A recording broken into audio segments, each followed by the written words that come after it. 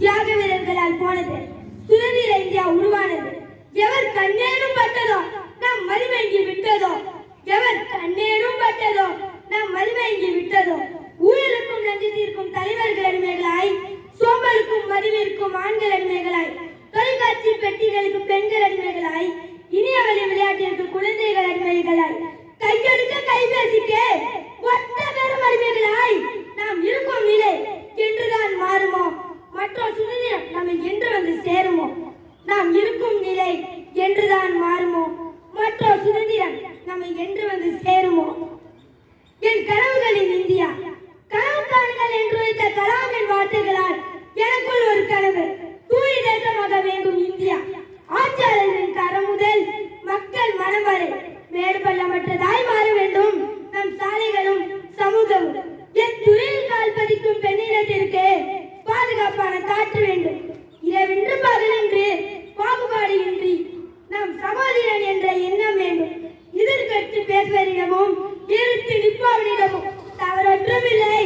ஏழை ஏற்றை கற்பதிலும் பணக்காரன் பணிவை கற்பதிலும் தவறொன்றுமில்லை. ஏழை ஏற்றை கற்பதிலும் பணக்காரன் பணிவை கற்பதிலும் விண்ணிலே பெரும் பெருமையை மண்பலம் காப்பதிலும் பெறுவோம். கணக்கள் ஆயிரம் கை கூடுமே நம் கால்கள் கணாக்களுக்கு பிழைக்கான ஓட்டம் கொண்டால். மாநிலத்துக்கு ஒரு மொழி கொண்டு ஊருக்கு ஒரு கலைகள் பல வழி ஊற்றும்.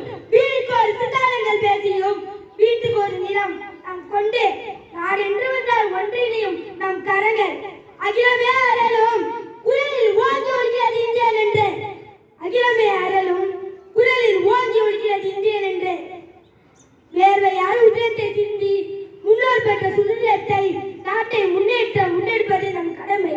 இப்போது இனியன் சுதந்திர கவிதையை கேட்போமா? ஒளிபடைத்த கண்களால் உருவாக்கப்பட்ட சுதந்திரம், உறுதி கொண்டு நெஞ்சினால் தோல் தூக்கப்பட்ட சுதந்திரம், உரத்தை உரமாக்கி எழுதப்பட்ட சரித்திரம், அகிம்சையாலும் தியாகத்தாலும் கிடைத்ததே நம் சுதந்திரம். முதலத்தாலும் தந்திரத்தாலும் கிடைக்கவில்லை சுதந்திரம், உரத்தாலும் தியாகத்தாலும் உண்டாக்கப்பட்ட சரித்திரம். சும்மா கிடைக்கவில்லை நம் சுதந்திரம், பல இடர்களை தாண்டி பெற்ற சரித்திரம். போராடி பல நாள் விடுதலே ஒரு நாள், அதுவே இந்த சுதந்திர திருநாள். எதுவாக கொடி பறக்கும், அதுவே எங்கள் இந்திய கொடியாகவே இருக்கும். வந்தே மாதம் வந்தே மாதம் சாதி மத வேறுபாடுகள் ஒழிந்து குடியரசு தாயின் பாதம் பணிந்து ஒற்றுமை நீர்ந்து தேசிய கொடியை உயர்த்து பாரத தாயை நேசிப்போம்.